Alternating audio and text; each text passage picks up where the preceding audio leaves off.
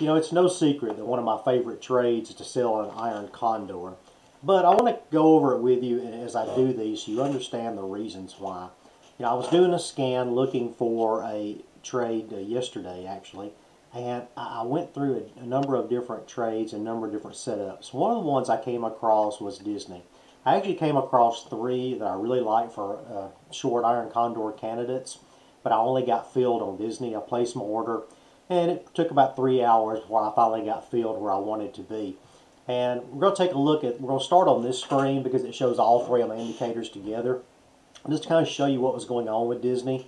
You know, we were over the one deviation Bollinger here. Yesterday we dropped back down below it. Had a fairly strong close yesterday.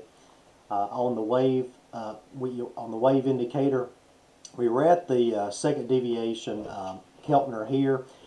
Dropped back below it. We didn't quite hit the wave, but that's okay because I'm not really looking for a long. I'm looking for a short Iron Condor. And then on the moving averages, you know, we lost support at the 10 EMA, but we got it back. However, there's still a lot of difference here. So, you know, as I look at Disney, I recognize that, yes, I think there's a possibility it's going back up, but there's still a lot of room down in this area that it could pull back. So it's really not good for a long setup right here, or at least I don't think it's the best move. Also, you've got RSI that just now came under 70 to about 63, which is still a little on the high side. And I just didn't feel comfortable going long. But again, that's why the non-directional short Iron Condor is so good.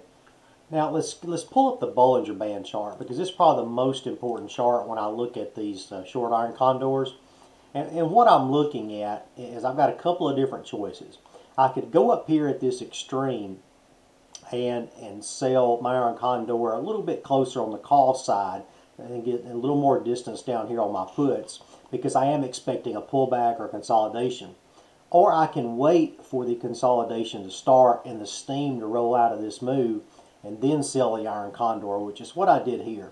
And you can see that visually on the TTM squeeze indicator where these blue bars started. You know, this shows that it was starting to lose steam. And you can look back in history and see when it happened right here and it traded sideways, when it happened right here and it traded sideways.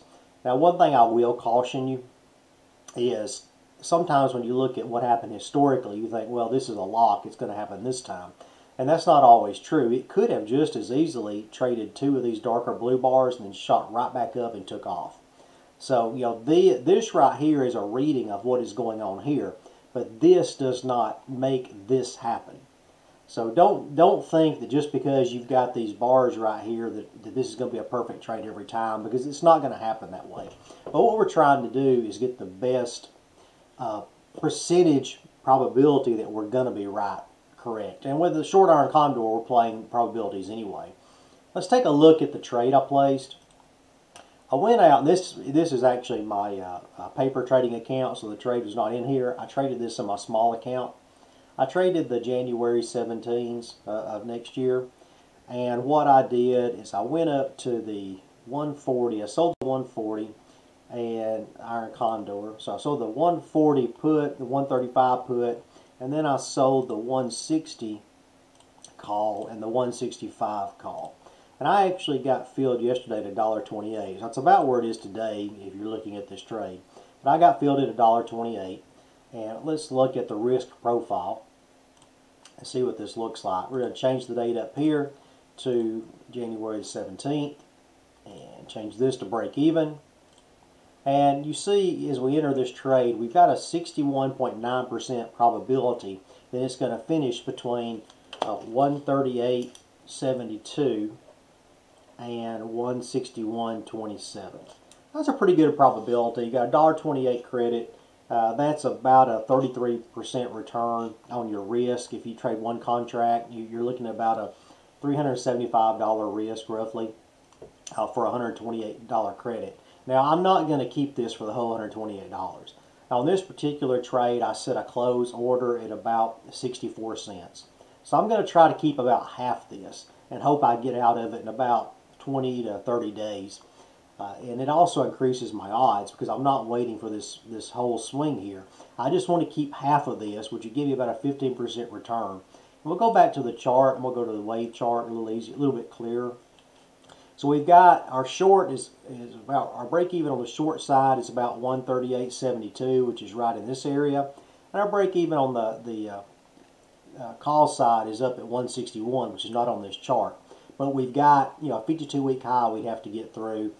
We've got this, second deviation Keltner we'd have to get through. And down here, we have to go completely through the wave in order to break. Pull it up on the moving average chart. Your 138 is down here. So we'd have to clear the 20 and the 30, EMAs. We've got support there. We've also got some price level support right here and right here, which is good. And then we've got a gap here, but that's below. So overall, I feel pretty confident about this Iron Condor I placed yesterday. If you have any questions about it, let me know in the comments. If you like this video, please like and subscribe to the channel. Let me know if anything else I can help you with or anything you'd like to see. I'll talk to you next time. Thanks.